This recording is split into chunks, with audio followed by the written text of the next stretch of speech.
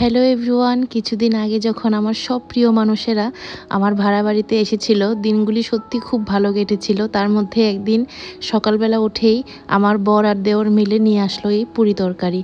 তো ওকে যখনই বারবার জিজ্ঞেস করছিল যে তুই খাবি না পুরি তরকারি, ও বলছিল না, আসলে ও আমার বর আর দেওর ওরা খেয়ে এসে পড়েছিল, যেটা ওরা পরে বলেছে আমাদেরকে। প্রথমে বলছে না আমরা খাবো না। যাই হোক, তারপরে চলে গেলাম রান্নাঘরে রান্না করতে। আর দেখি বলতে পারেন কি না, কি রান্না করব হলো দম বিরিয়ানি। তার জন্য মশলা টশলা করে নিচ্ছি, মাংস বসিয়ে দিয়েছি। বাস মাংসটা মোটামুটি কষে আসলেই বসিয়ে দেব। সাথে বসিয়ে দিয়েছি কিন্তু ভাতটা, একদম ঝরঝরা ভাত নামাতে হবে। তো ভাতটা নামিয়ে তারপরে মাংসটা বসিয়েছি। তো তারপরে আস্তে আস্তে দিয়ে দেব দমে। তো ওরা মিলে ওই আটাটা মেখে লাগিয়ে দিচ্ছিল ড্যাগের মধ্যে দমের জন্য। আর তারপরে এটার মধ্যে ঘি দিয়ে দেওয়া হলো। ঘি দিয়ে দমটা শেষ হওয়ার পর কিন্তু ঘিটা দেওয়া হয়েছে, যাতে একদম খাওয়ার আগেও স্মেলটা করে। এর আগেও কিন্তু ঘি দেওয়া হয়েছিল। তারপর এটা একটু ঢাকনা দিয়ে 2-3 মিনিট রাখার পরে খুলে আবার দেখালাম জাস্ট, যে দেখুন কতটা ঝরঝরা হয়েছে ভাতটা। ভীষণই ঝরঝরা হয়েছিল, একদম দোকানের মতোই। আর ভীষণ ভালো স্মেল করছিল। আমার মেয়ে তো লিটারালি ডান্স করছিল খুশিতে যে দম বিরিয়ানি খাবে, ও এত ভালোবাসে। আর তখন মোটামুটি বিকাল 4টা বেজে গিয়েছিল। তো সকালে সবাই জাস্ট পুরি তরকারি খেয়েছিল। তো বুঝতেই পারছেন কি লেভেলের খিদা লেগেছে সবার, আর সহ্য হচ্ছিল না, জাস্ট যে কখন খাবো ওই ব্যাপারটা হয়ে গিয়েছিল।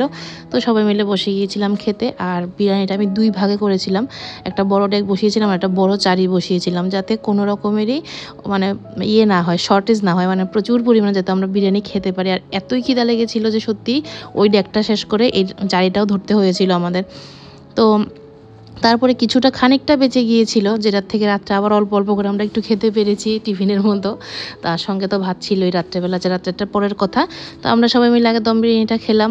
আর সবার কাছেই খুব ভালো লেগেছে, এত ঝরঝরা আর একটু মশলা টশলা দেওয়ার কারণে। দোকানেরটা এখন আমার আর ভালো লাগে না। ঘরে যেদিন থেকে দম বিরিয়ানি খাওয়া শুরু করেছি, আমার দেওরই শুরু করেছিল অ্যাকচুয়ালি বানানো। তো তারপরে আমি বানাই। তো আমার এই সব দোকানের বাড়িরটা খাওয়ার পর থেকে দোকানেরটা আমার একদমই ভালো লাগে না খেতে। আর তো তারপরে খাওয়া দাওয়ার পরে একটু রেস্ট করার পর সন্ধ্যাবেলা ওরা চা বানিয়ে আনলো, তাও আমার দেওরই বানালো চাটা। তো চাটা খেয়ে আমরা প্ল্যান করলাম যে একটু বের হই। তো কলেজ টিলার সামনে দিয়ে যাই আসি সবসময়, জায়গাটা দেখতে খুব সুন্দর, কিন্তু কোনোদিন নামিনি। তো প্ল্যান করলো ওরা, সবাই বলছে চলো মেজদা কলেজ টিলা নিয়ে চলো। তো কলেজ টিলা নিয়ে গেল। আর আসলে জায়গাটা সত্যি ভীষণ সুন্দর। আর আমি তো ভেবেছিলাম ওরা ঘুরতে গেছে, বাট যাওয়ার পরে বুঝতে পারলাম যে ওরা ঘুরতে মোটেও যায়নি, ওরা গিয়েছিল ওই দিন ফটো তুলতে। আর ক্যামেরাম্যান হলো আমি আর আমার বর। বাস আমরা দুজন জাস্ট ফটো তুলছিলাম, আর ওরা লক্ষ লক্ষ ফটো তুলছিল।